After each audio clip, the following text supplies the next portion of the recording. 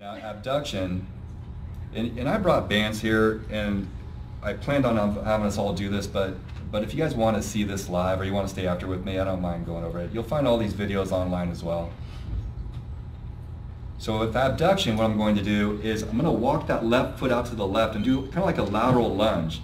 And I'm going to take my hand, the web space of my hand, and I'm going to do a medial inferior glide. And in my mind, that's what I feel like I'm doing. I don't know if it's actually doing that, but I feel like I'm trying to encourage that. Because that's the way we do it when we do that technique in sideline in the clinic where someone's tractioning, the other person's doing like a medial inferior glide for abduction. It works really well. So I'm kind of making this, imagine I'm doing that to myself here. But when you're doing that, you're just basically going to your limits. You're in control.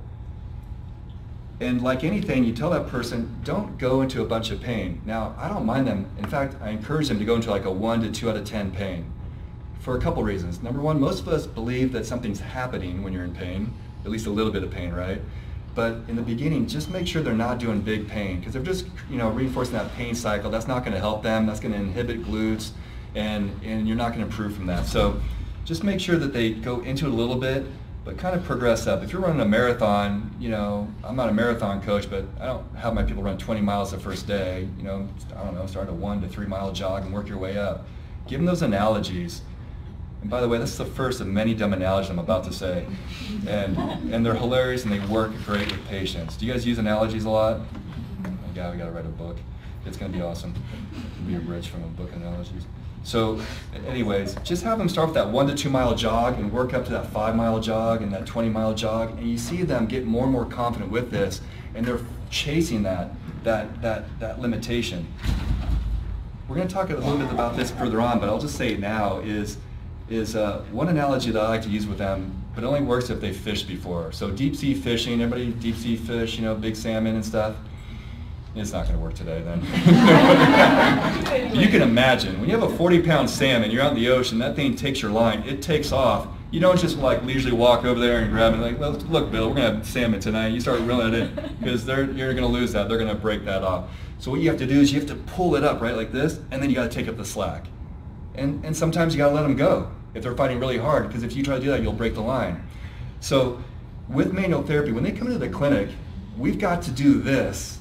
And at home, they've got to do this. If we just do this and they go home and do nothing, fish never get any closer to your boat, right?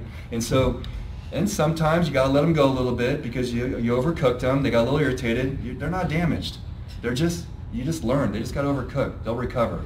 And so just make sure that if you can really do some heavy lifting in the clinic and they can do a little bit of this at home, it's just amazing how much quicker and better they get, and they're learning that control for themselves. And once you discharge them, they already know what to do, and that's what's great about it. You're going to want to write these analogies down. Another analogy on that same topic that I like to use is when your car breaks down and you're out of gas, you got to push off the road. How hard is it to, this hasn't happened recently, just when I was younger, but when you're pushing this, it's so heavy, right? But once you get it moving, you just walk behind it with one hand, right? So in the clinic, that first month or two, you got to tell them, like, look, Mr. Johnson, and I don't know why I use Mr. Johnson, but I do. But Mr. Johnson, we're going to do a lot of heavy lifting. You're going to have this really inconvenient new program. It's going to be like a burden at home. You're not going to want to do it. We're going to do all these things. They're going to muck things up a little bit. But the cool thing, the other side of that, is your responsibility at home are going to go down. We're going to minimize just a few things just to keep you moving along. And if you just do a little bit of dose all the time, you'll never have to go through this heavy lifting again. And they connect to something stupid like that.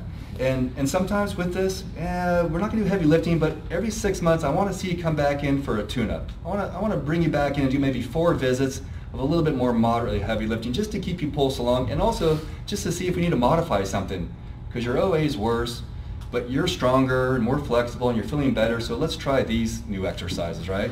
So encourage them. It's a relationship. So you can actually spend less money if you get them on that program during that 3 years.